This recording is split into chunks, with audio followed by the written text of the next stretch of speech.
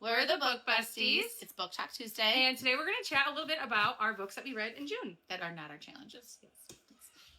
Okay, Practice Makes Perfect by Sarah Adams. She is a flower shop owner. He is the bodyguard to her brother's fiance, who is a pop star. She's from the first book. They're from the first book. When in Rome. When in Rome. So she is known as Angel Annie. She's just this sweet, innocent thing that everybody from the town refers to as like the goody two shoes. The goody two shoe. Like she could do no wrong. And she doesn't like that identity that she's been just kind of like labeled with. It's not who she actually is. And he kind of figures that out, and he basically helps her learn how to like date and be romantic and come out of her shell and just be her true, genuine self.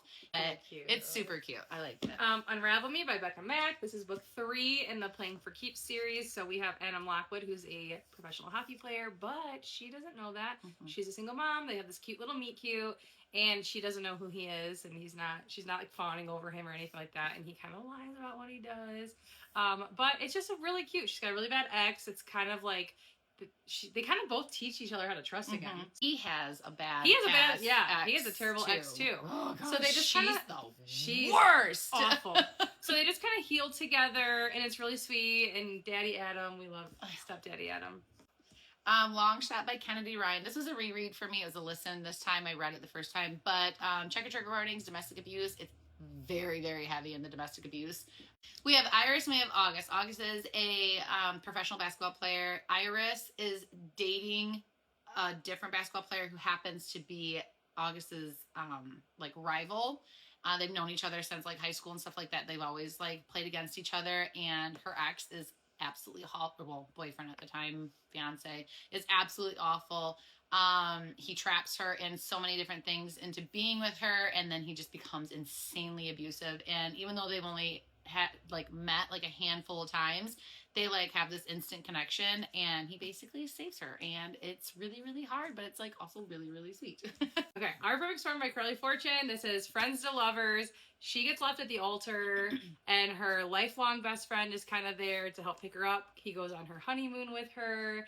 I don't want to say too much because I'm reading it. She's reading it, and I just will tell you that I felt every single emotion. This is probably like the best friends to lovers book. You loved this book a lot. I loved this book. I cried for many reasons, many feelings, many emotions. Heart's Landing by Melanie Harlow. So we have Mila and we have Everett. So it starts off, prologue, where it's Mila and her other 3 friends' other friend who died at like 16 years old from cancer. And it's like her from heaven, which is so crazy. Oh. And she's like watching over them, and she's like watching what they're doing. And so like this group of friends, they had like a meet spot.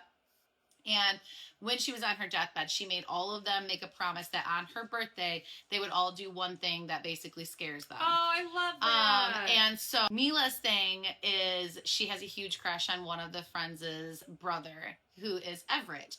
His family owns a bakery. She works at the bakery. That night, she is challenged to kiss him.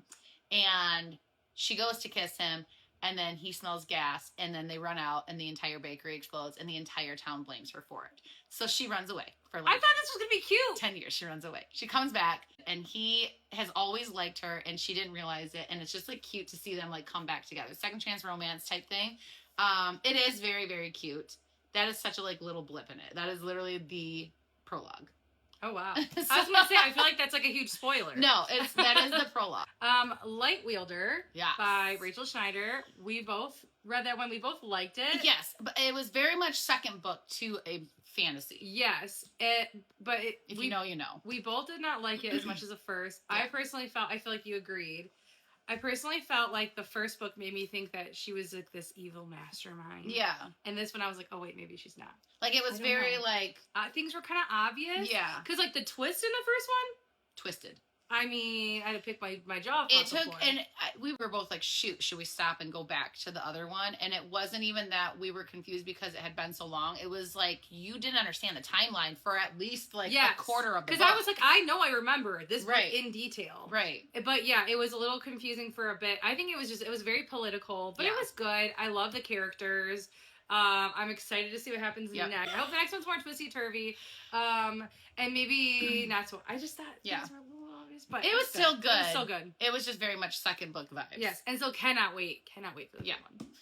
Rules for the Summer by Megan Quinn. This one is really funny, but I will say I would have read it rather than listened to it because I did not love the guys for the voices. The thing I can explain is like they have a pretentious like English accent, and it's very like it's hard to love.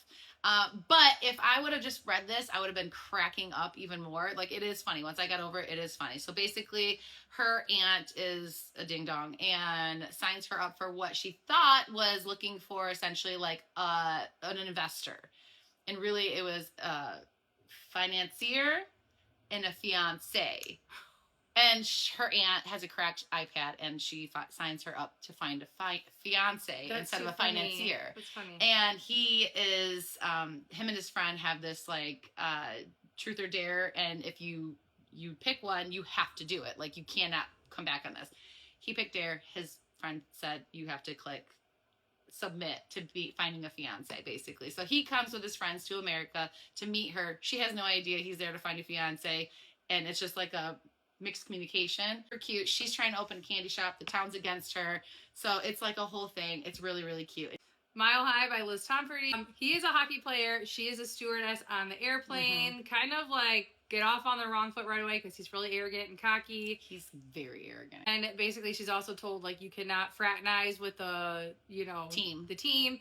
And so she really tries to stay away from him. He does not want to. He likes to push her buttons, and then he realizes rules don't apply to him. No. So he likes to push her buttons, and then he realizes, well, I like her. Yeah. And I like her attention. So it's cute. It's like a very typical kind of like butting heads too. But it's cute. I like the side characters, and I'm definitely excited to continue this. Let us know if you've read any of these and if you like them. Do read these. We had a really good month, so yeah. like, do read these if you haven't, because they are really fun, especially if you're looking for a summer read. Yeah, good reads. All right, bye guys.